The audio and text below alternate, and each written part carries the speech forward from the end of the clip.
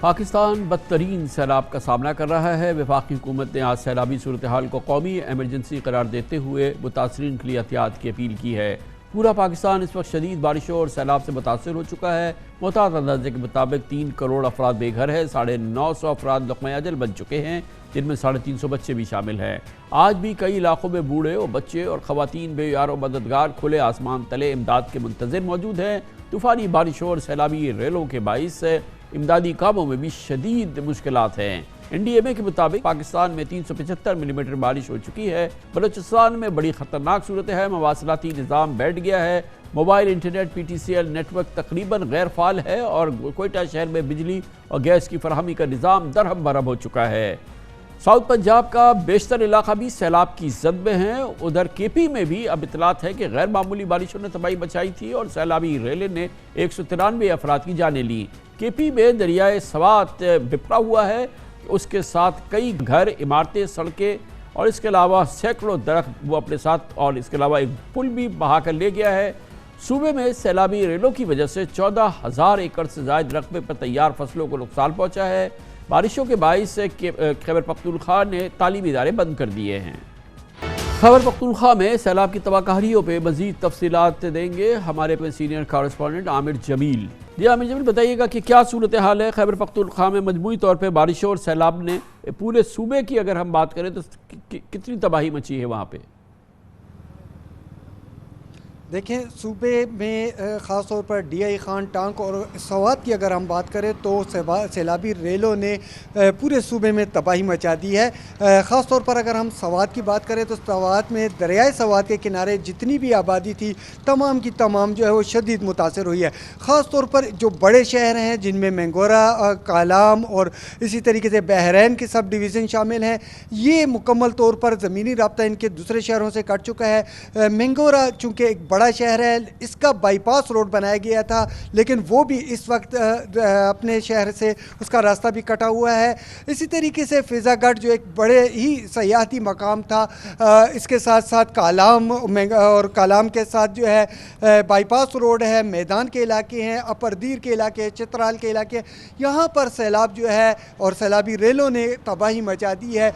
سینکڑوں کی تعداد میں گھر اور دیہات جو ہیں وہ تباہ ہو چکے ہیں، گھروں میں پانی جو ہے وہ داخل ہو چکا ہے، کھڑی فصلیں اور یہاں تک کہ جو پاور ہاؤس ہیں وہ بھی اس میں تباہ ہو چکے ہیں۔ اگر ہم آج کی بات کریں تو آج کے دن میں 2 پل اور ایک 400 kV کا پاور ہاؤس جو ہے وہ مکمل طور پر تباہ ہو چکا ہے اور سینکڑوں ایکڑ زمین جو ہے وہ زیر آب آ چکی ہے، فصلیں، کھڑی فصلیں جو ہیں وہ اس میں تباہ ہو چکی ہیں۔ دوسری طرف اگر ہم امدادی کارروائیوں کی بات کریں تو یہ جو سیلابی ریلیں ہیں اور یہ جو تباہی سیلاب کی وجہ سے آ رہی ہے، یہ 2010 سے ہمیں کئی زیادہ بڑی نظر آتی ہے، جبکہ جو ریسکیو اور جو امدادی کارروائیاں ہیں وہ اس تباہی کے مقابلے میں کافی زیادہ کم جو ہیں وہ دکھائی دے رہی ہیں۔ ٹھیک ہے، عامر جمیل ہمارے ساتھ موجود تھے اور یہ ہے خیبر پختونخوا کا احوال، جس کے بارے میں ہمارا خیال یہ تھا کہ شاید وہ اتنا زیادہ متاثر نہیں ہوا ہے۔ ادھر سندھ میں بھی سیلاب نے جو تباہ کاریاں مچائی ہیں اس کا آپ احوال مسلسل دیکھ رہے ہیں۔ سیلاب متاثرین کے پاس سر چھپانے کے لیے آج بھی جگہ نہیں ہے، نہ بھوک مٹانے کے لیے کھانے۔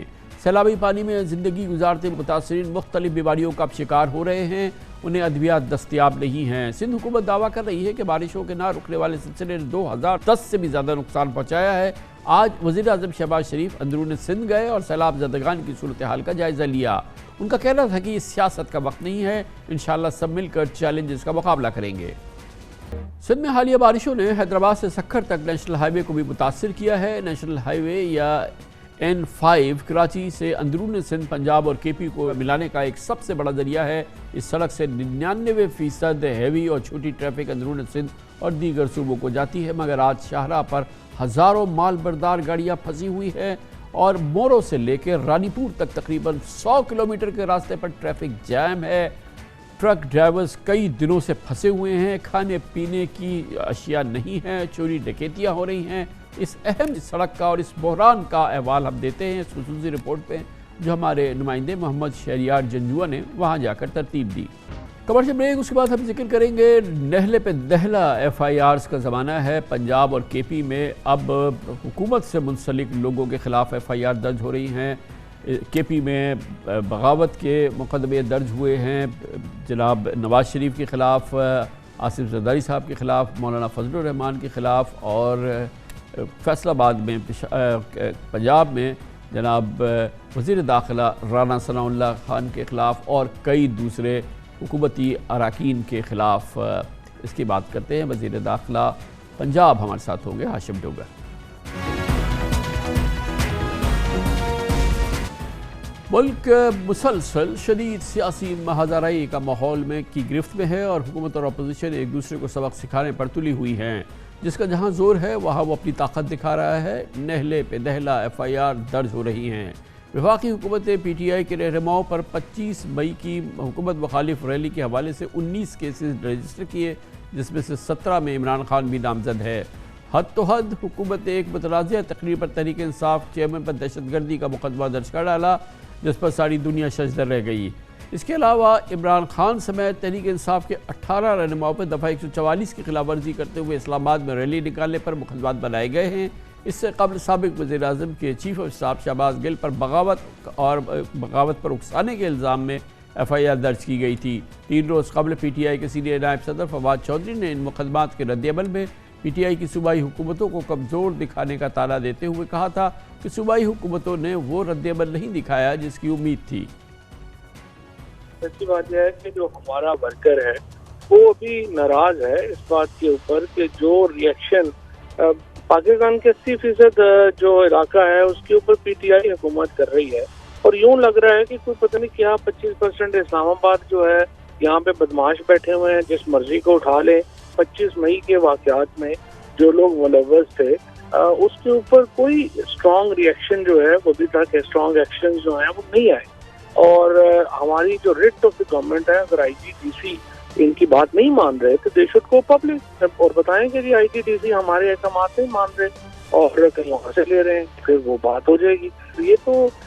मेरा ख्याल है कि काफ़ी एक ल्यूकवार्म रिस्पॉन्स है और लोग जो हैं जो PTI के वर्कर्स हैं तो वो खुश नहीं है इन बातों से। फिर गुज़िश्ता रोज़ तहरीक इंसाफ ने KP में साबिक वज़ीर-ए-आज़म नवाज शरीफ, साबिक सदर आसिफ ज़रदारी समेत PDM के सदर मौलाना फजल रहमान, वफाकी वज़ीर दाखिला राना सनाउल्लाह के ख़िलाफ़ बगावत के मुकदमे बना दिए।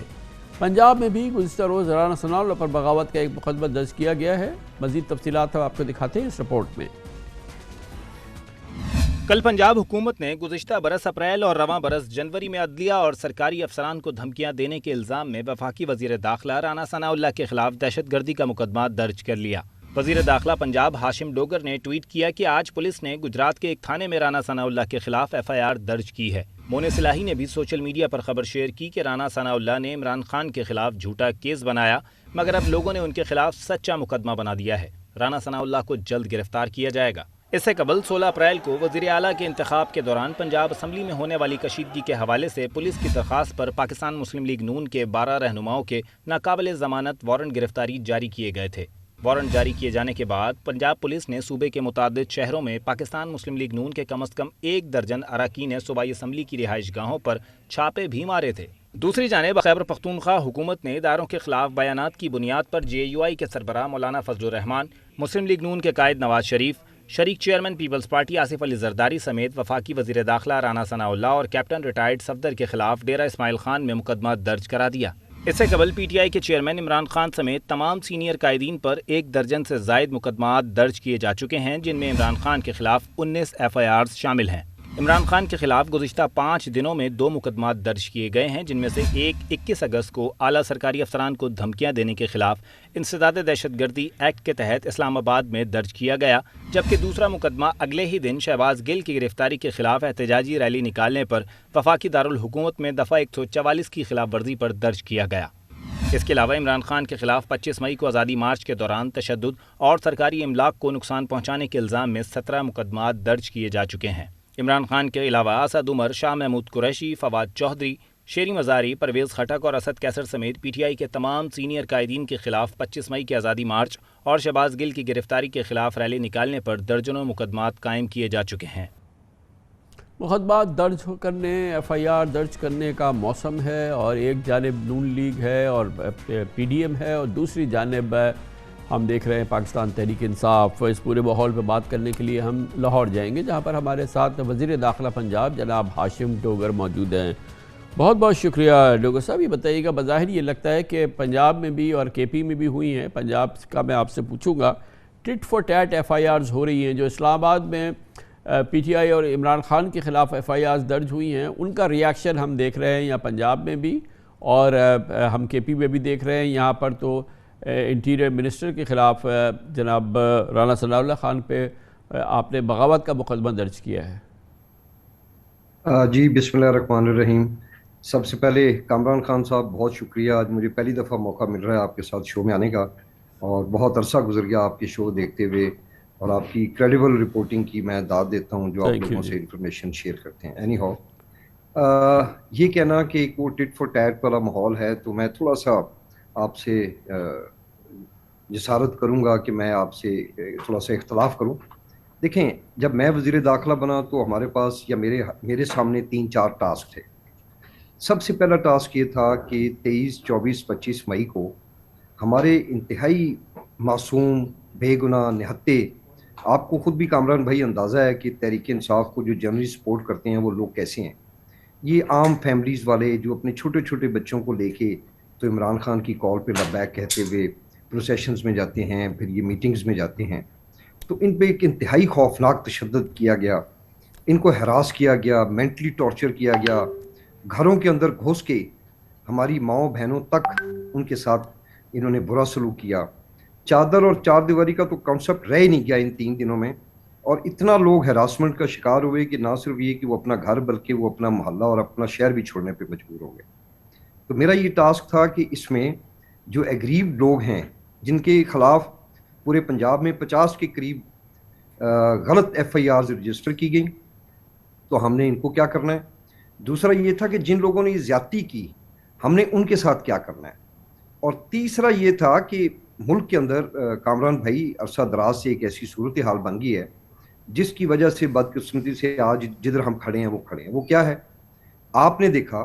بے شمار ویڈیوز سرکولیٹ کر رہی ہیں میاں نواز شریف، خواجہ آصف صاحب اور ایاز صادق صاحب، کہ جہاں پہ وہ کوئی اپنے الفاظ منس نہیں کر رہے، وہ کوئی ڈھکی چھپی بات نہیں کر رہے، وہ اوپنلی نام لے لے کے انہوں نے ایسی باتیں کی کہ جو میں آج ایون کہ دوبارہ ریپیٹ کرنا بھی معیوب سمجھتا ہوں.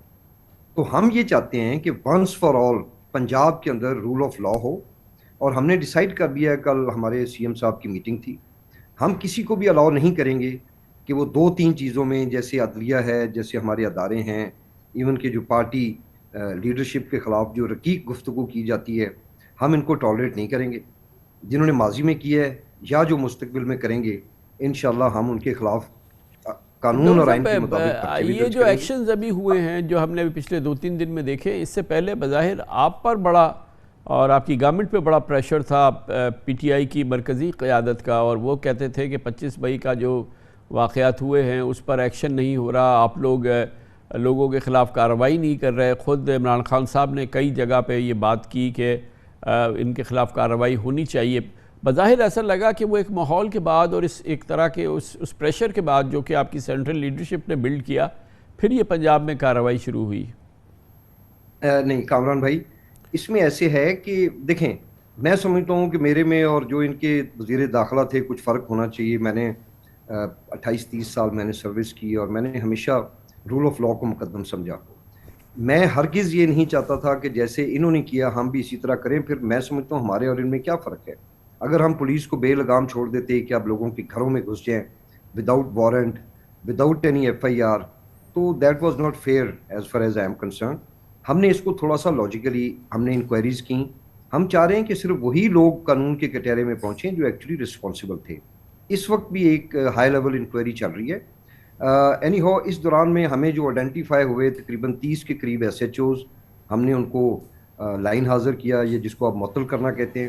اس کے علاوہ 4 ایس پیز ہیں، 7 ڈی ایس پیز ہیں، اور بے شمار وہ ڈی پی اوز کہ جنہوں نے اپنی کال آف ڈیوٹی سے بڑھ کے شاہ سے زیادہ شاہ کے وفادار بننے کی کوشش کی، ان کو ہم نے ریموو کیا. گورنمنٹ آف پنجاب سرٹنلی ایک خاص لیول تک پنشمنٹ دے سکتی ہے، وہ یہی ہے کہ آپ ریموول کرتے ہیں، پھر آپ ان کے کیسز فیڈرل گورنمنٹ کو بھیجتے ہیں. اب آپ خود فرمائیں کہ فیڈرل گورنمنٹ میں تو وہ لوگ بیٹھے ہوئے ہیں جن کا مائنڈ سیٹ یہ ہے کہ لوگوں کو کرش کر کے رکھیں. ہمارا مائنڈ سیٹ یہ نہیں ہے. میں آپ کو آنیسٹلی بتاتا ہوں کہ مجھے خود ہمارے چیئرمین صاحب نے کہا کہ آپ نے کسی کے گھر کے اندر نہیں گھسنا, کسی کی چادر, چار دیواری, ماں بہن. تو یہ آج تک ایک پچھلے غالباً مجھے 15 سے 20 دن ہوئے ہیں, مجھے آپ کو ایک انسیڈنٹ بتا دیں. یہ جو انٹیریئر منسٹر پہ آپ کے یہاں یہ بغاوت کا مقدمہ درج ہوا ہے ان ریلیونٹ اس چارجز کے تحت, اب اگلا میجر کیا لیں گے آپ؟ اگلا میجر یہ ہے کہ آپ کو پتہ ہے کہ قانون میں امیونٹی حاصل ہے صرف there are certain appointments in the country, as far as I know آپ کے پریزیڈنٹ آف پاکستان ہیں, گورنرز ہیں, I don't know about the judiciary and the army کہ اس میں کون امیونٹی حاصل ہے کہ ان کو آپ تھانے میں نہیں بلا سکتے. مگر جہاں پہ جس کے اوپر اس کے علاوہ 18 MPs ہیں پنجاب کے, اور میں آپ سے یہ شیئر کرنا چاہوں گا کہ یہ جو اتنا کرٹیسائز کیا, جتنے 18 تو کیا میں سمجھتا ہوں اس وقت 100 سے زیادہ MPs پنجاب کے وہ اسلام آباد میں بیٹھے ہوئے ہیں, وہ آ کے سامنا کرنا ہی نہیں چاہ رہے قانون کا. وہیں پہ وہ بیٹھتے ہیں, وہ ضمانتیں کراتے ہیں, پھر ٹی وی پہ آ کے تو وہ سلطان رہی والی بڑکے مارتے ہیں. اس کا کوئی فائدہ نہیں ہے. سونر اور لیٹر ان کو آنا پڑے گا, قانون کا سامنا کرنا پڑے گا. اگر وزیر داخلہ پاکستان پہ مقدمہ ہوا ہے تو الٹیمیٹلی تو ان کو آنا پڑے گا. وہ اگر ٹھیک ہے اسلام آباد میں رہیں گے, ان کی مرضی ہے, ظاہر ہے ہم اسلام آباد میں پولیس کی, فیڈرل پولیس کی مرضی کے بغیر ہم آپریٹ نہیں کر سکتے,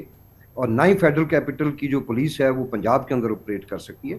تو وی ول سی and we will go by the بک. جو ہمیں قانون ڈیفائن کرے گا, انسٹرکٹ کرے گا, ہم اسی کو فالو کریں گے. تھینک یو سو مچ, بہت بہت شکریہ جناب ہاشم ڈوگر, وزیر داخلہ پنجاب ہمارے ساتھ تھے. کمرشل بریک اس دوران نیوز ہیڈ لائنز دیکھیں, جس کے بعد ہم اپنے پروگرام کے باقی حصے کے ساتھ واپس آتے ہیں.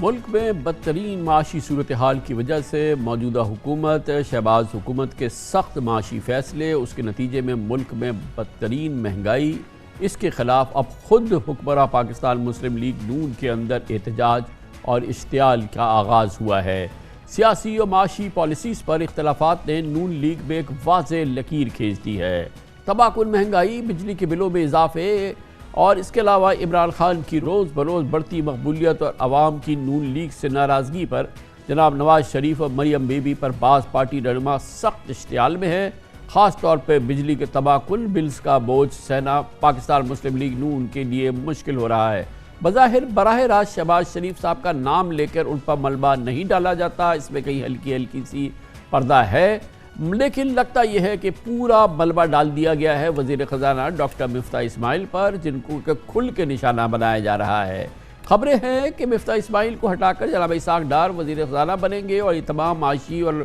خزانے کے معاملات اور اس حوالے سے تمام پالیسیز کو وہ لیڈ کریں گے. مفتاح اسماعیل کی پالیسیز پہ جناب نواز شریف سخت برہم بتائے گئے ہیں. کہا گیا ہے کہ نواز شریف کو اپنے اور اسحاق ڈار کے کیسز میں کوئی قانونی ریلیف نہ ملنے پر بھی بہت غصہ ہے. لگتا ہے کہ جناب نواز شریف کی خواہش ہے کہ انہیں اور اسحاق ڈار کو شہباز حکومت میں کرپشن کیسز سے چھٹکارا دلایا جائے اور ان کی دھوم دھام سے بھرپور انداز سے ملک واپسی ہو. تاہم بظاہر شہباز حکومت نے نواز شریف اور اسحاق ڈار کے کیسز سے کوئی بہت ایکٹیو تعلق دکھایا نہیں ہے, یا ان کے ریلیف کے لیے کوئی ہم نے حکومت بہت زیادہ مستعد نہیں دیکھی ہے. لندن میں جناب نواز شریف سے ملاقات کے بعد صحافی سہیل وڈائچ نے بھی نواز شریف کے خیالات کی عکاسی کی, جس نے آج کافی ہلچل مچائی.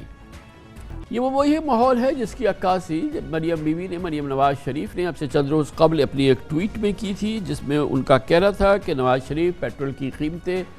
بڑھانے پر اس فیصلے پر بہت ناراض ہیں, اور بلکہ اس میٹنگ کو وہ چھوڑ کر چلے گئے جہاں پر اس کا ذکر ہو رہا تھا. وفاقی وزیر جاوید لطیف نے بھی نون لیگ لندن کی ترجمانی کرتے ہوئے معاشی پالیسیز پر نواز شریف کی ناراضگی کو اجاگر کیا تھا. گویا نون لیگ غیر اعلانیہ طور پر اسلام آباد اور لندن کی مختلف سوچ میں بٹی ہوئی ہے. نواز شہباز گروپس میں بظاہر ان معاملات پر ایک ٹکراؤ کی سی کیفیت ہے. کل فیصل آباد میں عابد شیر علی اور طلال چودھری نے شہباز حکومت کی معاشی پالیسیز پر مفتاح اسماعیل کو سخت نشانہ بنایا. گو کہ مفتاح اسماعیل بار بار دعوے سے پوری قوت سے کہہ چکے ہیں کہ ان کی ہر فیصلے کی منظوری اور اس کی تمام جو تیاری ہوتی ہے وہ جناب شہباز شریف کے ساتھ مل کے کی جاتی ہے, اور ان کے تمام فیصلوں کے ذمہ دار وزیر اعظم شہباز شریف ہے. لیکن کل عابد شیر علی اور طلال چودھری نے ہلکی سی احتیاط برتی اور سارا ملبہ اور اپنی توپوں کا رخ مفتاح اسماعیل پہ رکھا. واضح طور پہ یہ دو کیمپس ہیں جس میں اس وقت حکمراں پاکستان مسلم لیگ نون تقسیم ہے. مفتاح اسماعیل بار بار کہتے رہے ہیں, آج بھی انہوں نے اس تمام تنقید کے جواب میں میڈیا سے گفتگو کی اور وزیر خزانہ مفتاح اسماعیل نے عابد شیر علی کو جواب دیتے ہوئے، تلال چودھری کو جواب دیتے ہوئے کہا کہ کوئی ایسا فیصلہ بتا دے جو انہوں نے شہباز شریف کی اجازت کے بغیر کیا ہو۔ لیکن بات اب مفتاح اسماعیل تک فی الحال علامتی طور پہ موجود ہے، لیکن لگ یہ رہا ہے کہ مسلم لیگ نون میں یہ اختلافات اور یہ تمام مسائل آہستہ آہستہ براہ راست وزیر اعظم شہباز شریف کی جانب بھی بڑھ رہے ہیں۔ اس کا اندیا ہمیں کل عابد شیر علی اور عابد تلال چودھری کی پریس کانفرنس میں بھی ملا۔ دراصل نون لیگ ایک مقبسے کا شکار ہے، فیصلے ہوتے ہیں اسلام آباد میں، شہباز حکومت و کابینہ کے اراکین کرتے ہیں، ان کے سامنے جو حقائق ہیں وہ کچھ اور ہیں، اور پھر یقینی طور پہ پاکستان مسلم لیگ نون کے قائد اور بانی لنڈن میں ہیں، جناب اسحاق ڈار لنڈن میں ہیں، اور بعض پاکستان مسلم لیگ نون کے رہنما اور کارکن شاید یہ سمجھتے ہیں کہ جناب نواز شریف اس پوری صورتحال میں لا تعلق ہو گئے ہیں، اور اس دوران پاکستان مسلم لیگ نون کے معاشی فیصلوں کی وجہ سے بڑھتی ہوئی غیر مقبولیت ہے۔ یہی وجہ ہے کہ خود جناب نواز شریف بھی اس حوالے سے ایک مقمصے کا شکار ہے، اور انہیں احساس ہے شاید کہ ان کی بات کو مکمل طور پہ نہیں سمجھا جاتا۔ اسی لیے کل صحافی سہیل وڑائچ نے دعویٰ کیا کہ ان سے نواز شریف نے کہا کہ وہ شہباز شریف سے بات کریں اور ان سے کہیں کہ ان کے بیانات یا پاکستان کی ان حوالے سے معاشی پالیسیز صحیح سمت میں نہیں جا رہی۔ بظاہر پاکستان مسلم لیگ نون میں یہ بات آیا ہے کہ پاکستان مسلم لیگ نون کو سیاسی ریوائول کے لیے الیکشن میں پی ٹی آئی اور عمران خان کا مقابلہ کرنے کے لیے نواز شریف کی موجودگی ضروری ہے، اور ہر صورت میں ان کی ہونی چاہیے پاکستان میں واپسی، مگر اس حوالے سے دونوں جماعت کے جو لوگ لنڈن میں ہیں یا جو پاکستان میں ہیں ان کے مختلف حوالوں سے مختلف خیالات ہیں۔ مگر بہرحال اس پورے موضوع پہ بات کرتے ہیں، اور اس پورے جو اندرونی ماحول ہے پاکستان مسلم لیگ نون کا، اس پر بات کرنے کے لیے ہمارے ساتھ موجود ہیں پاکستان کے نامور اور بہت ہی تجربہ کار سینئر صحافی ایڈیٹر جناب مجیب الرحمان شامی ہمارے ساتھ موجود ہیں، پاکستان کے ایک اور بہت ہی عمدہ سینئر صحافی تجزیہ کار اور جناب نواز شریف کی حکومت کا ایک بہت اہم حصہ رہ چکے ہیں، گزشتہ حکومت میں ان کے بہت قریبی معتمد تھے۔ جناب ہمارے ساتھ موجود ہیں عرفان صدیقی، اور لنڈن میں ہمارے بہت باخبر بیورو چیف ہیں اظہر جاوید ہمارے ساتھ لنڈن سے موجود ہیں۔ بہت بہت شکریہ آپ حضرات کا۔ شامی صاحب، واضح طور پہ لگتا ہے کہ معاشی صورتحال کی وجہ سے، مشکل فیصلوں کی وجہ سے، مہنگائی کی وجہ سے، بجلی کے بلوں کی وجہ سے جو عوامی بے چینی ہے وہ پاکستان مسلم لیگ نون کی لیڈرشپ کے اندر بھی صلاحیت کر گئی ہے، اور ظاہر ہے کہ اس وجہ سے پارٹی کی جو غیر مقبولیت ہے وہ بھی اس وقت ایک بہت بڑا عنصر ہے، جو کہ ہم نے بے چینی اور تمام معاملات دیکھے۔ ایسا لگتا یہ ہے کہ یہ معاملہ جو ہے یہ اب ایک سیریس رخ اختیار کر گیا ہے، اور فی الحال تو ایسا لگتا ہے کہ اس کا تمام ملبہ جو ہے وہ مفتاح اسماعیل پہ گرا ہے، اور یہ بعد از قیاس نہیں ہے کہ اگلے ایک دو ہفتے میں شہباز شریف صاحب کو مفتاح اسماعیل صاحب کو فارغ کرنا پڑے۔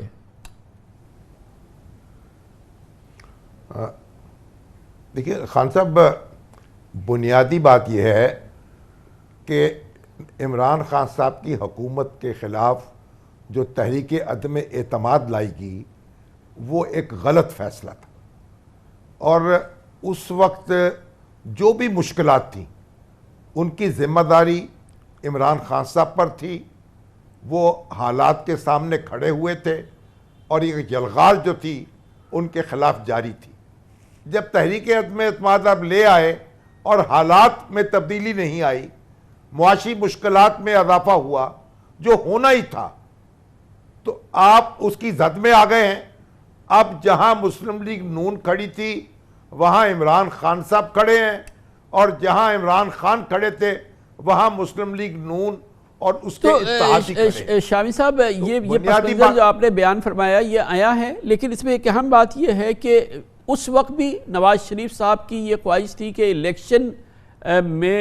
کی طرف توجہ دی جائے، اور جب یہ تبدیلی بھی آ گئی تھی حکومت کی، اس وقت بھی ان کی جو رپورٹڈ چیزیں سامنے آ رہی تھیں وہ بہت شدت سے کہہ رہے تھے کہ آپ الیکشن کی طرف جائیں، اپنی توجہ الیکشن کی طرف رکھیں۔ مریم بی بی کی تو ان گنت تقاریر ہیں اس تبدیلی سے پہلے بھی، ووٹ آف نو کانفیڈنس سے بھی پہلے، کہ ہمارا کوئی انٹرسٹ اس وقت اقتدار میں نہیں ہے، اور پھر جب وہ تبدیلی بھی آ گئی پھر بھی وہ بہت شدت سے کہتی تھی کہ ہمیں اب اقتدار چھوڑ دینا چاہیے۔ تو ایسا لگتا ہے کہ کوئی جو اقتدار میں ان لوگوں کو رکھنے کا حامی تھا، یا جو گروپ تھے یا جو لیڈرشپ تھی، اصل شکایت تو اب براہ راست نواز شریف صاحب کی اور پارٹی کی لیڈرشپ کی ان لوگوں کے ساتھ ہونی چاہیے نا۔ دیکھیے، انہوں نے عمران خان صاحب سے کو چلتا کیا کیونکہ یہ نہیں چاہتے تھے کہ کہ وہ 1 سال اور اقتدار میں رہیں، اور دوسرے مقتدر حلقے بھی یہ نہیں چاہتے تھے۔ اب اس کی وجوہات جو ہیں سامنے آ چکی ہیں، لوگ تفصیلات سے واقف ہیں۔ اب جب تحریک عدم اعتماد اب لے آئے اور اس کے بعد آپ سے معیشت نہیں سنبھالی گئی، پیٹرول کی قیمتیں آپ کو بڑھانی پڑیں، آپ ریلیف نہیں دے سکے، تو پھر آپ یہ فیصلہ نہیں کر سکے کہ آپ الیکشن کرا دیں، کیونکہ پھر معاملہ ہوا کہ آئی ایم ایف سے اگر معاملہ نہ ہوا تو پھر ہم ڈیفالٹ میں چلے جائیں گے، انٹرم حکومت سے آئی ایم ایف کوئی بات نہیں کرے گا۔ تو یہ جو محب الوطنی ہے پھر اس کا بوجھ آپ نے اٹھایا، اور نواز شریف صاحب نے بھی اور ان کے اتحادیوں نے بھی طوعاً و کرہن اتفاق رائے سے ہی فیصلے کیے کہ انتخابات اب نہیں ہونے چاہیے۔ اب نانی جو ہے ختم کر چکی ہے، اب اسے چھوڑنا نہیں چاہیے، اب اسے 1.5 سال جو ہے اپنی پوزیشن مستحکم کرنی چاہیے۔ یہ حکومت کا خیال تھا اور اس کے اتحادیوں کا خیال تھا کہ رفتہ رفتہ ہم حالات کو سنبھال لیں گے، اور اب بھی مفتاح اسماعیل اور ان کے ہم نوا یہ کہتے ہیں کہ حالات قابو میں آ جائیں گے، اور جو ہی آئی ایم ایف کے ساتھ معاملہ ہو جائے گا۔ مگر اسی بات کے تمام لوگ یہ کہتے ہیں شامی صاحب کے خاک ہو جائیں گے ہم، تم کو خبر ہو رہے تھے۔ غفار صدیقی صاحب آپ فرمائیے گا کہ یہ کوئی اتنی کوئی مشکل کیلکولیشن نہیں تھی جس کو ہم کہیں کہ مس کیلکولیشن ہو گئی کہ کیا نتیجہ نکلے گا عمران خان کی جان چھڑانے سے، اقتدار حاصل کرنے سے، اس کے ساتھ اس کو اپنے پاس رکھنے سے، اور پھر جو معیشت انفولڈ ہوگی، جو کیفیت ہوگی۔ تو اب جو یہ ساری صورتحال ہے اس کی جیسے کہ شامی صاحب نے کہا سب نے مل کے کیا یہ فیصلہ، اور نواز شریف صاحب خود اس میں شامل تھے اور شاید دوسرے پارٹی کے لوگ بھی شامل تھے، لیکن اب یہ لگ رہا ہے کہ آہستہ آہستہ جو ہے یہ لوگ اس فیصلے کی جو اثرات ہیں اس سے کنارہ کشی اختیار کر رہے ہیں، اور اس کے نتائج کا بوجھ جو ہے وہ اس وقت تو فی الحال مفتاح اسماعیل پہ ڈالا ہے، لیکن لگ رہا ہے کہ یہ آہستہ آہستہ شہباز شریف صاحب کی جانب بھی بڑھ رہا ہے۔ جی بہت شکریہ کامران صاحب۔ سیاست جو رخ لے رہی ہے یا عوام کی سوچ میں جس طرح کی ایک تبدیلی آ رہی ہے، مہنگائی یا پیٹرول کی قیمتیں یا بجلی کے بل، یہ ساری افتاد جو ہے یہ موجودہ حکومت پہ پڑ رہی ہے،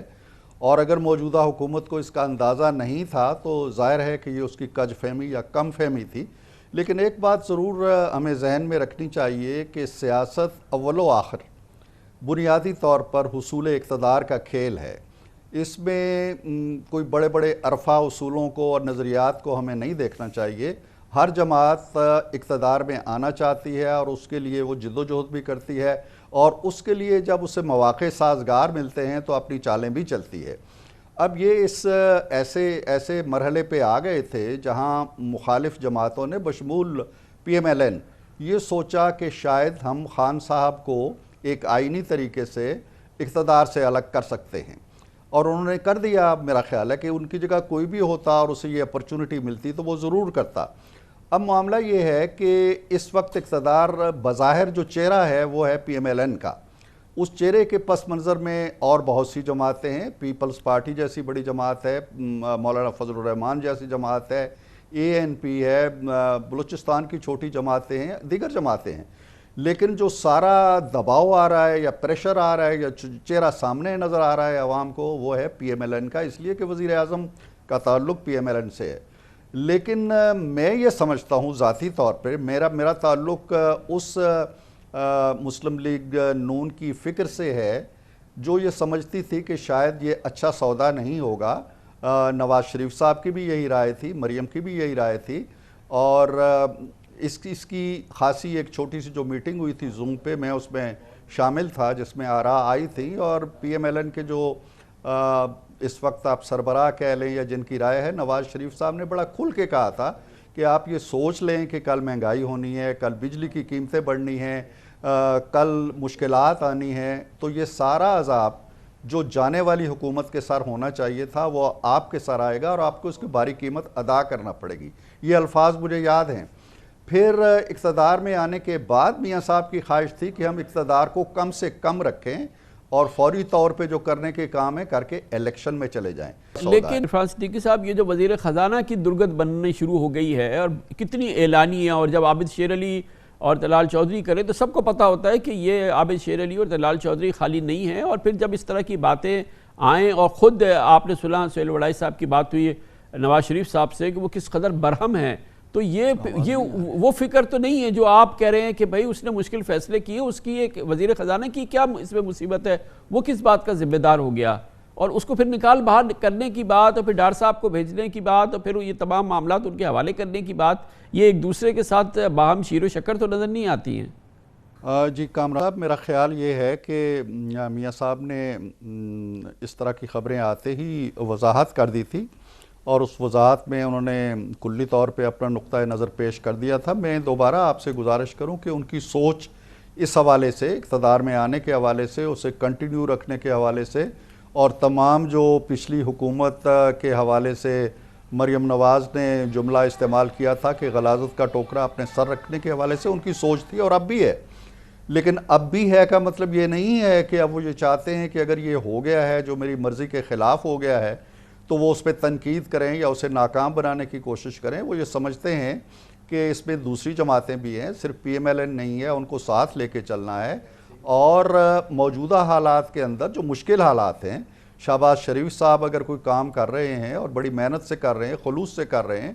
تو ان کی پشت پناہی کرنی چاہیے, ان پہ تنقید جو ہے شاید بجا نہیں ہے. اسی طرح مفتاح اسماعیل کو جو حالات ملے ہیں وہ کوئی اچھے حالات نہیں ملے ہیں, تو ان حالات کے اندر وہ اپنی فہم و فراست کے مطابق, اپنی اہلیت اور اپنی صلاحیت کے مطابق میرا خیال ہے عابد شیر علی اور طلال چودھری کی پریس کانفرنس اور اس میں جو لب و لہجہ جو زبان استعمال ہوئی,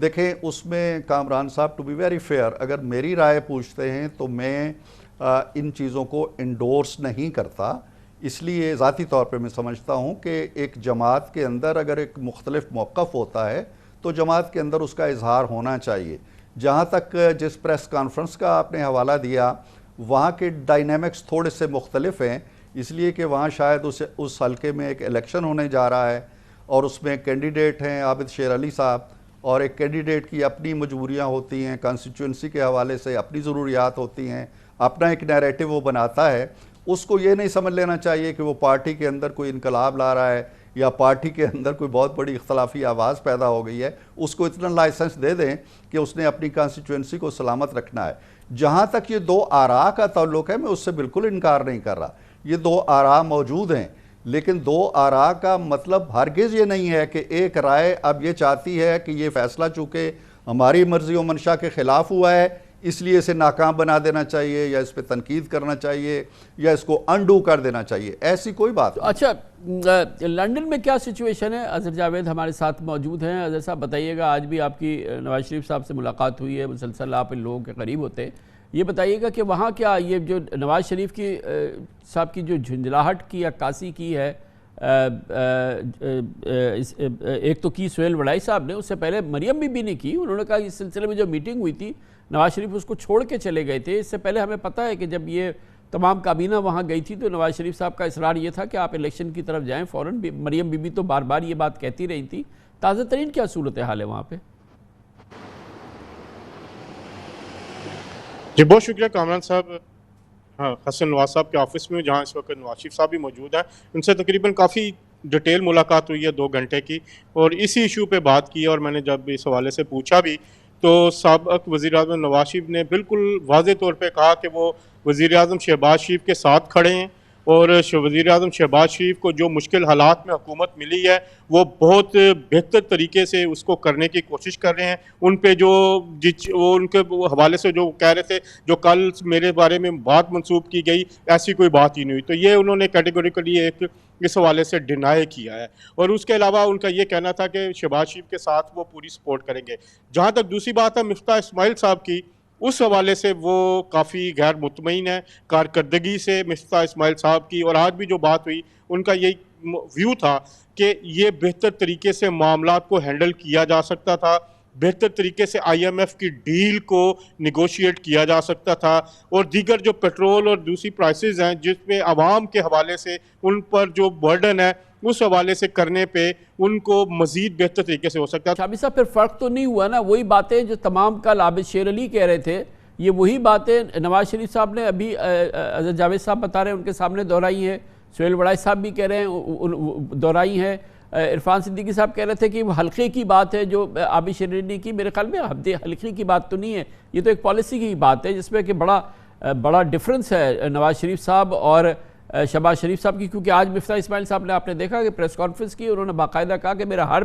فیصلہ، میرا ہر جو عمل ہوتا ہے اس کی گارنٹی اور اس کی پشت پہ شہباز شریف کھڑے ہوتے ہیں. تو یہ صرف ایک حلقے کی بات تو نہیں ہے نا، یہ تو پالیسی ڈفرنس ہے نا. دیکھیے اس میں تو کوئی شبہ نہیں نا کہ مفتاح اسماعیل جو ہیں وہ وزیر خزانہ ہیں،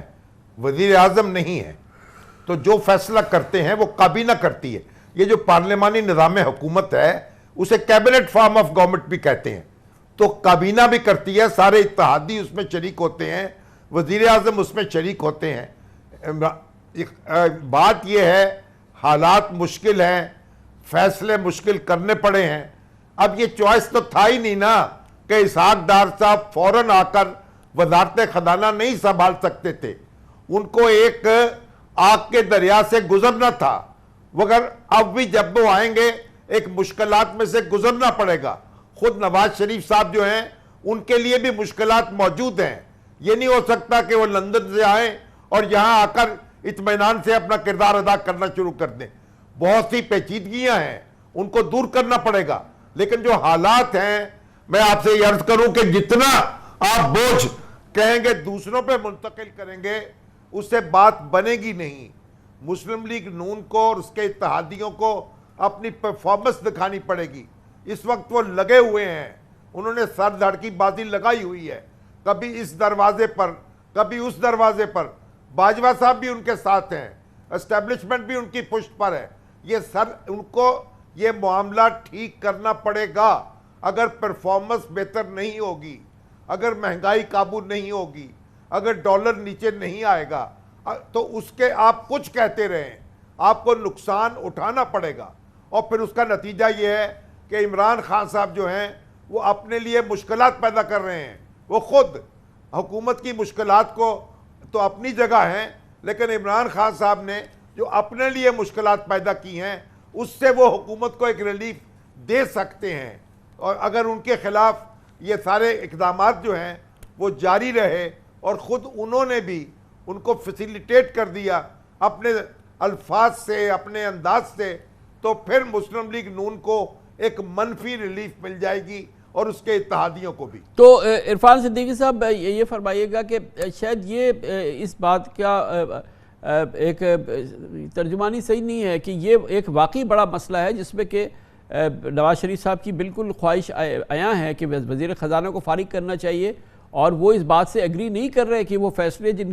کی کابینہ نے حمایت کی، وزیر اعظم نے حمایت کی، وہ درست فیصلے تھے. اس سے بہتر فیصلے ہو سکتے تھے اور یہ غلط طریقے سے فیصلے ہوئے ہیں. اس میں تو کوئی دوسری بات نہیں ہے نا. یہ فیصلہ بات کی اس حلقے کی تو کا صرف بیانیہ نہیں لگتا. دیکھیے کامران خان صاحب، شامی صاحب نے بجا طور پر اشارہ کیا ہے کہ یہ صرف حکومت کی کارکردگی پہ منحصر نہیں ہے کہ وہ کیا کرنے جا رہی ہے. اس کا ایک بڑا حصہ اور آنے والے دنوں کا بڑا دار و مدار خود خان صاحب کے مستقبل پہ بھی ہے، جو خود انہوں نے داؤ پہ لگایا ہوا ہے. جس طرح خود انہوں نے اپنی حکومت کے لیے مشکلات پیدا کر دی تھیں اور وہ گھر چلے گئے، گھر جانے کے بعد اب مزید مشکلات پیدا کر رہے ہیں کہ شاید اپنی واپسی کا دروازہ بند کر دے. تو وہ منفی ریلیف جس کی بات شامی صاحب نے کی ہے اس کو رول آؤٹ نہ کریں. یہ ہرگز نہیں ہے کہ اگر میاں صاحب چاہیں کہ فلاں بندہ ان کی جماعت کا، باقی جماعتوں کا نہیں، ان کی جماعت کا فلاں بندہ فلاں وزارت کے منصب پر نہیں رہنا چاہیے تو وہ نہیں رہے گا، وہ اگلے دن فارغ ہو جائے گا. ایسی کوئی بات نہیں ہے. کارکردگی کی حد تک یہ ہو سکتا ہے، ان کی اپنی ایک رائے ہو، اپنی ایک سوچ ہو، ہماری بھی ہو سکتی ہے، آپ کی بھی ہو سکتی ہے. لیکن اس کو یہ کہہ دینا جی کہ وہ کوئی تلوار لیے تلوار سونتے ہوئے مفتاح اسماعیل کی گردن پہ سوار ہونا چاہتے ہیں، انہیں فارغ کرنا چاہتے ہیں، تو یہ فارغ کرنا ان کے لیے کوئی مشکل بات نہیں ہے. وہ ایک تڑپ ہے سیاستدان کی جو چاہتی ہے کہ مہنگائی نہ ہو، جو چاہتی ہے کہ بجلی کی قیمتیں نہ بڑھیں، جو چاہتی ہے کہ پیٹرول کی قیمتیں نہ بڑھیں، جو چاہتی ہے کہ ڈالر جو ہے وہ قابو میں رہے. یہ وہ بے قلی ہے جو میاں صاحب محسوس کرتے ہیں. اس بے قلی کا اظہار کا یہ مطلب نہیں ہے کہ کہ وہ مفتاح اسماعیل کو فارغ کرنا چاہتے ہیں، اور مفتاح اسماعیل کو فارغ کرنے سے آپ کو یا مجھے یا کسی کو وزیر بنا دیا جائے تو حالات راتوں رات ٹھیک ہو جائیں گے۔ عرفان صدیقی صاحب ڈار صاحب کو بھیجنا چاہتے ہیں، ڈار صاحب کو آنا ہے، ڈار صاحب تو پھر وہ ڈار صاحب آ کے کیا کریں گے پھر؟ دیکھیں ڈار صاحب اپنا ماشاءاللہ اس ہنر میں اپنا طاق ہیں، وہ پہلے بھی وزیر خزانہ رہے ہیں، لیکن میں نے یہی عرض کی ہے کہ جس طرح کے حالات ہیں، جس طرح کا کھیل کا میدان ہے، جس طرح کی پچ بنی ہوئی ہے، اسی کے اوپر انہوں نے کھیلنا ہے، اسی کے اوپر انہوں نے سکور کرنا ہے، اور پچ آسان نہیں ہے، بڑی مشکل ہے، گیند بھی تیز آ رہی ہے، ٹرن بھی ہو رہی ہے، سکور کرنا بڑا مشکل ہے۔ ڈار صاحب اپنا ہنر ضرور آزمائیں گے، لیکن آپ یہ اگر توقع رکھتے ہیں کہ ایک شخص کو الگ کرنے سے اور دوسرے کو لانے سے کوئی معجزہ ہو جائے گا اور راتوں رات اکانومی جو ہے وہ پھلنے پھولنے لگے گی، یہ سوکھا ہوا شجر جو ہے وہ ثمر دینے لگے گا، تو ایسا نہیں ہوگا۔ ہاں یہ اور پھر یہ سوچ بھی عجیب و غریب ہوتی ہے کہ کیا ہماری معیشت کا دار و مدار صرف کسی فرد واحد پہ ہے؟ میں تو کاش آپ کی بات نواز شریف صاحب پہ پہنچے نا کہ اس فرد واحد پہ، وہ بھی وزیر خزانہ، اس کی ایسی اکراس دا بورڈ تنقید، ایسا اس کا نام لے لے کہ اس پر یہ اس طرح کی باتیں، تو یہ باتیں کاش ان تک بھی پہنچے نا آپ کی بات، کہ فرد واحد پہ تو نہیں ہے نا، اور ویسے بھی وہ آپ کا وزیر خزانہ ہے۔ جی میں یہ عرض کر رہا ہوں کہ مجھے نہیں معلوم، میرے ساتھ گفتگو کے اندر انہوں نے بار بار یا ایک بار بھی شاید نام نہیں لیا کہ ڈار صاحب ہوتے تو یہ نہ ہوتا، لیکن اس کے باوجود میں سمجھتا ہوں کہ ڈار صاحب ہوتے تو معاملات شاید وہ اچھے طریقے سے ہینڈل کر رہے ہوتے، لیکن اس کا یہ مطلب بھی نہیں ہے کہ مفتاح اسماعیل اپنی صلاحیتیں نہیں آزما رہے، اور بجا طور پر مفتاح کا فیصلہ اس کا فیصلہ نہیں ہوتا، کابینہ کا فیصلہ ہوتا ہے، وزیر اعظم کا فیصلہ ہوتا ہے، ماہرین کا فیصلہ ہوتا ہے، اور اس کے بعد وہ کسی نتیجے پہ پہنچتے ہیں۔ اور میں نہیں سمجھتا ہوں کہ مفتاح نے کوئی ایسا بڑا فیصلہ کر دیا ہے جس کی وجہ سے ملک پہ افتاد آ گئی ہے۔ اچھا، یہ افتاد آپ پہ آنی تھی اگر وہ حکومت رہتی۔ ہمارا ٹائم کا مسئلہ ہے۔ اظہر جاوید صاحب یہ بتائیے گا کہ ابھی کیا اسحاق ڈار صاحب کے حوالے سے ان کی واپسی، کیونکہ میاں صاحب کی شاید ابھی فوری طور پہ ان کے مسائل اپنی جگہ موجود ہیں، لیکن ڈار صاحب کے اور خود میاں صاحب کی واپسی کے حوالے سے ابھی کیا کرنٹ پوزیشن کیا ہے؟ جی، ڈار صاحب کی واپسی کے لیے انہوں نے تو سپریم کورٹ میں اپلیکیشن بھی ڈال دی ہے، جس کے لیے میرے خیال ہے پہلی پیشی پہ 2 ہفتے کا ایڈجرنمنٹ ملا ہے، تو انہوں نے اپنی ٹرائی شروع کر دی ہے واپس آنے کے لیے۔ دوسری جہاں تک میاں محمد نواز شریف کی واپسی ہے وہ بالکل تیار ہے، جیسے ہی ان کو جو کہا جا رہا ہے کہ تقریباً یہ جو ان کو جو مختلف جو ان کے کیسز ہیں اس حوالے سے جیسے ہی ان کو ریلیف ملتا ہے یا انصاف ملتا ہے، ان سے بات جب بھی ہوتی ہے وہ کہتے ہیں کہ میرا عدالتی قتل کیا گیا ہے، مجھے ہاتھ باندھ کے میرے ساتھ زیادتی ہوئی ہے۔ ان کا یہ کہنا ہے کہ شوکت صدیقی کا انٹرویو ہے صرف وہ حالیہ وہی سن لیں تو وہ ان کا کہتا ہے کہ میرے عدالتی قتل کے ملزمان آپ کو مل جائیں گے۔ نواز شریف صاحب کا یہ کہنا ہے کہ ان کے ساتھ جو زیادتی ہوئی، نالی جو ہوا سارا کچھ، ان کی بیٹی کو سزا ہوئی، اس کا جو مداوع ہونا چاہیے۔ بہت بہت شکریہ جناب مجیب الرحمان شامی، ہمارے ساتھ تھے جناب عرفان صدیقی، اور اظہر جاوید ہمارے ساتھ لندن سے تھے۔ کمرشل بریک، اس کے بعد ہم مختصراً ذکر کرتے ہیں اسحاق ڈار صاحب کی واپسی، اس حوالے سے قانونی اور عدالتی مسائل۔ Welcome back. وقت سے قبل جناب نواز شریف اور پاکستان مسلم لیگ نون کے حوالے سے اس وقت جو اندرون پاکستان مسلم لیگ نون کشمکش ہو رہی ہے، اس کا ہم نے تفصیل سے جائزہ لیا۔ اس میں ایک اہم کردار جناب نواز شریف کے بعد جناب اسحاق ڈار کا ہے۔ جناب اسحاق ڈار نہ صرف یہ کہ پاکستان مسلم لیگ نون کی چوٹی کی رہنما ہیں، وہ جناب نواز شریف کے بہت ہی قریبی سیاسی معتمد رہے ہیں۔ گزشتہ حکومت میں وہ ڈی فیکٹو پرائم منسٹر سمجھے جاتے تھے، اور یقینی طور پہ ان کا بہت وسیع تجربہ ہے ملک معاشی اور خزانے کے معاملات میں۔ اسی حوالے سے جناب نواز شریف اگر ابھی نہیں بھی آ سکتے، نہیں آ پا رہے، تو ان کی بڑی شدت سے خواہش ہے کہ جناب اسحاق ڈار سابق وزیر خزانہ اور جو ان کے سمدی بھی ہیں، وہ فوری طور پہ پاکستان پہنچے اور پاکستان میں موجودہ حکومت کی معیشت و کاروبار کے حوالے سے اور خزانے کے حوالے سے تمام معاملات کی وہ اس کو لیڈ کریں اور اس کی سمت کا تعین کریں، اور ان کو بہت اہم ذمہ داریاں ملنی چاہیے۔ مگر لگتا یہ ہے کہ باوجود نواز شریف صاحب کی خواہش کی، ڈار صاحب کی تیاری کے، واپسی کے لیے ان کے مقدمات ان کی رکاوٹ بنے ہوئے ہیں، اور اس سلسلے میں کوئی پیش رفت نہیں ہو رہی اس رکاوٹ کو ہٹانے کے لیے۔ بتایا گیا ہے کہ شہباز کابینہ کے چند بااثر وفاقی وزراء بھی جناب اسحاق ڈار کی واپسی کے مخالف ہیں۔ اسی لیے ڈار صاحب کے مفرور اور اشتہاری ہونے کے اسٹیٹس کے خاتمے اور ان پر مقدمات میں کسی ریلیف کے لیے شہباز حکومت فی الحال بے پرواہ نظر آتی ہے۔ اتفاق کی بات ہے کہ سابق وزیر اعظم عمران خان کے خلاف تحریک عدم اعتماد سے 2 ماہ قبل اسحاق ڈار کی سینٹ رکنیت بحال ہوئی تھی، جبکہ شہباز حکومت آنے کے 2 ماہ بعد ڈار صاحب کو لندن میں پاکستانی ہائی کمیشن نے پاسپورٹ بھی جاری کر دیا تھا۔ نواز شریف صاحب کی بڑی دلی خواہش تھی کہ جناب اسحاق ڈار پاکستان پہنچے اور اس حکومت کے جو معاشی خزانے اور متعلقہ امور کے تمام معاملات ہیں اس کی سمت کا تعین کریں، اور اس سلسلے میں ان کی ایک بہت اہم پوزیشن ہونی چاہیے۔ یہ بھی خبریں آ گئی تھی کہ جولائی کے وسط میں ڈار صاحب اب پاکستان آئیں گے، اور اس سے پہلے ان کی حفاظتی ضمانت وغیرہ لے لی جائے گی اور عدالتی یہ جو معاملات ہیں ان کو یہ حکومت سہل بنائے گی۔ مگر نہ جانے کیا ہوا، اس کے باوجود کہ اسحاق ڈار صاحب نے اپنی واپسی کا اعلان کر دیا تھا، انہوں نے بتا دیا تھا کہ جناب نواز شریف کی خواہش پر وہ پاکستان جا رہے ہیں اور بس ان کو فوری طور پہ پہنچنا ہے، وہ سب کچھ نہ ہو پایا جس کا اظہار، جس کا وعدہ اور جس کا ارادہ جناب ڈار صاحب نے کیا تھا۔ واضح طور پر رکھتا ہے کہ جناب نواز شریف سے منسلک اور ان کے ساتھ جو ان سے منسلک ہے نون لیگ کے رہنما، وہ جناب وزیر خزانہ مفتاح اسماعیل کی کارکردگی سے مطمئن نہیں ہیں۔ وہ سمجھتے ہیں کہ تمام معاملات کی ذمہ داری مفتاح اسماعیل پر ہے، یعنی کہ اس وقت جو پاکستان مسلم لیگ نون غیر مقبول ہو رہی ہے معاشی صورتحال کی وجہ سے، اور پھر جو سبسڈیز اٹھائی گئی ہیں، پیٹرول ڈیزل کی قیمتیں بڑھی ہیں، بجلی کی قیمتیں بڑھی ہیں، اور اس کی ساری ذمہ داری مفتاح اسماعیل صاحب پر ڈالی جاتی ہے، اور اسی وجہ سے مسلم لیگ نون کی لیڈرشپ کا خیال ہے کہ انہیں یہ پوزیشن انہوں نے اپنی کارکردگی بہتر نہیں دکھائی، اور خود نواز شریف صاحب کی بھی یہی خیال ہے۔ اہم بات یہ بھی ہے کہ مفتاح اسماعیل رکن پارلیمنٹ نہیں ہے، اس لیے وہ 6 ماہ یعنی اس سال 18 اکتوبر کے بعد وزارت نہیں سنبھال سکتے۔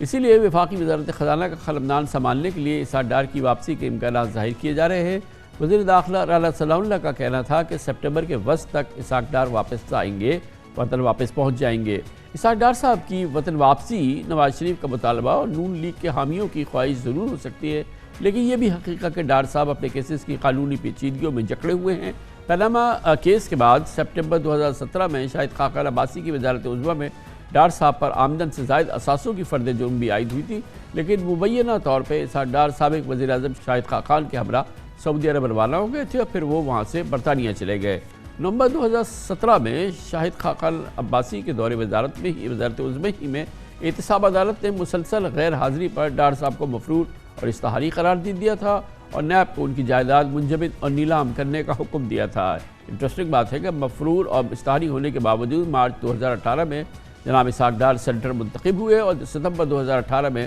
ڈار صاحب کا ڈپلومیٹک پاسپورٹ منسوخ کیا گیا، اور اس سال جنوری میں پاسپورٹ جاری ہونے تک ڈار صاحب کی قانونی حیثیت ایک سٹیٹ لیس باشندے کی تھی۔ اس پوری صورتحال پہ ڈار صاحب کے جو مسائل ہیں ان پر ہم بات کرنے کے لیے دعوت دی ہے۔ ہمارے ساتھ موجود ہیں ہمارے سینئر کارسپونڈنٹ ہیں اسلام آباد میں عامر سعید عباسی۔ بہت بہت شکریہ بھائی صاحب۔ یہ تو ہم نے ایک تو ہم نے تھوڑا اسٹیٹس دیا ہے، لیکن آپ ذرا اس کو فریش کریں، ڈار صاحب کا جو قانونی اسٹیٹس ہے اور جو ان کے قانونی اور عدالتی مسائل ہے۔ کامران صاحب، جب پیناما ریفرنسز دائر کیے گئے تھے سپریم کورٹ کے احکامات کی روشنی میں، تو ان میں سے ایک ریفرنس تھا اسحاق ڈار کے خلاف آمدن سے زائد اثاثوں کا ریفرنس، جس میں وہ 3 مرتبہ پیش ہوئے اسلام آباد کی احتساب عدالت میں، اور اس کے بعد وہ مفرور ہو گئے، بیرون ملک چلے گئے، جس کے بعد عدالت نے انہیں باقاعدہ اشتہاری قرار دے دیا تھا۔ اس کے بعد ان کے خلاف ضمنی ریفرنس بھی دائر ہوا، مقدمہ چلتا رہا، بیانات ریکارڈ ہوتے رہے، اور تمام جو گواہ ہیں انہوں نے اپنے بیانات ریکارڈ کروائے، اور اس کے بعد جب تمام گواہوں کے بیانات ریکارڈ ہو گئے تو مقدمہ داخل دفتر کر دیا گیا اور روک دیا گیا اس وقت تک جب تک اسحاق ڈار وطن واپس آ کر اس مقدمے کا سامنا نہیں کرتے، تب تک اسحاق ڈار کے خلاف جو آمدن سے زائد اثاثوں کا ریفرنس تھا وہ داخل دفتر کیا گیا ہے، اور وہ اسلام آباد کی زیر احتساب عدالت میں زیر سماعت ہے، اور ان کے خلاف جب بھی وہ وطن واپس آئیں گے تو انہیں جیل جانا پڑے گا۔ دوسری صورت یہ ہے کہ وہ ضمانت کروا لیں اور پھر عدالت میں پیش ہو جائیں، یہ 2 صورتیں ہیں، لہٰذا وہ مطلوب ہیں اسلام آباد کی احتساب عدالت میں، جہاں سے ان کے باقاعدہ اشتہارات جاری کیے گئے تھے ان کی طلبی کے، اور وہ اسلام آباد کی احتساب عدالت کو مطلوب ہیں، ساتھ میں نیب نے ان کے خلاف ریفرنس بھی دائر کر رکھا ہے، لہٰذا نیب کو بھی وہ مطلوب ہیں۔ تو اب ان کو ریلیف کیسے مل سکتا ہے؟ کیا اریسٹ ہوئے بغیر ڈار صاحب کو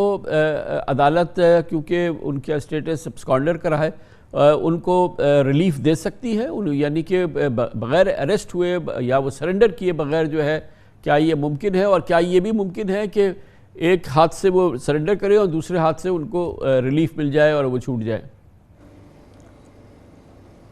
کامران صاحب یہ آپشن موجود ہے اسحاق ڈار کے لیے کہ وہ آنے سے پہلے اپنی پروٹیکٹیو بیل کروا لیں، اور اس موقع پر عدالتیں جو ہے پریفر کرتی ہیں کہ ملزم کوئی بھی سرنڈر کرے تو ان کو ضمانت مل سکتی ہے۔ دوسری طرف انہوں نے سپریم کورٹ آف پاکستان میں پہلے ہی جو اشتہاری انہیں قرار دیا گیا تھا اس کی باقاعدہ طور پر درخواست دائر کر رکھی ہے، اور وہ درخواست 3 روز قبل سپریم کورٹ میں ٹیک اپ بھی ہوئی، لیکن بینچ جو بنا اس میں جسٹس اعجاز الاحسن اور جسٹس مظاہر علی اکبر نقوی تھے، تاہم جو درخواست گزار اسحاق ڈار کے وکیل تھے وہ پیش نہیں ہوئے، جس کی وجہ سے سماعت ملتوی کر دی گئی۔ لہٰذا اسحاق ڈار کی وطن واپسی کی ان کی قانونی تیاریاں پوری ہیں، کیونکہ انہوں نے اشتہاری قرار دینے کا جو عمل ہے اس کو سپریم کورٹ آف پاکستان میں چیلنج کر رکھا ہے، لہٰذا انہیں امید ہے کہ وہاں سے بھی انہیں ریلیف مل سکتا ہے۔ دوسری صورت یہ ہے کہ وہ اسلام آباد ہائی کورٹ سے بھی رجوع کر سکتے ہیں، اگر ان کی اپیل فائل ہو گئی ہے سپریم کورٹ میں تو کیا وہ ہائی کورٹ سے ریلیف لے سکتے ہیں؟ کیونکہ یہ معاملہ تو خود اب وہ سپریم کورٹ میں پہنچا چکے ہیں۔ جی کامران صاحب، سپریم کورٹ میں آلریڈی ان کا جو معاملہ تھا وہ جب درخواست دائر کی گئی تھی تو اس کے بعد اب سپریم کورٹ میں وہ معاملہ ان کی اشتہاری قرار دینے کا جو آرڈر تھا اس کو انہوں نے چیلنج کر رکھا ہے، کیونکہ پہلے جب وہ اشتہاری قرار دیے گئے تھے اس کے بعد ان کی اہلیہ نے اس آرڈر کو اسلام آباد ہائی کورٹ میں چیلنج کیا، اسلام آباد ہائی کورٹ سے ان کی اپیل خارج ہوئی، وہ اب سپریم کورٹ میں پہنچ چکے ہیں، لہٰذا وہ معاملہ جو ان کو اشتہاری قرار دینے کا تھا وہ الگ سے سپریم کورٹ میں زیر سماعت ہے۔ وہاں پر اگر وہ وہاں سے آرڈر سیٹ اسائیڈ ہو جاتا ہے سپریم کورٹ سے تو وہ آٹومیٹیکلی ان کو جو اشتہاری قرار دینے کا عمل تھا وہ غیر قانونی ہو جائے گا، اور وہاں پر وہ ٹرائل کورٹ سے رجوع کر سکتے ہیں۔ دوسری صورت یہ ہے کہ وہ ڈائریکٹلی حفاظتی ضمانت کے لیے بھی اسلام آباد ہائی کورٹ میں ریٹ پٹیشن بھی دائر کر سکتے ہیں، لہٰذا اب دیکھنا ہوگا کہ پہلے سپریم کورٹ میں وہ ان کی پریفر ہوگی کہ وہاں سے ہی ہمیں ریلیف مل جائے۔ بہت بہت شکریہ، عامر سعید عباسی ہمارے ساتھ موجود۔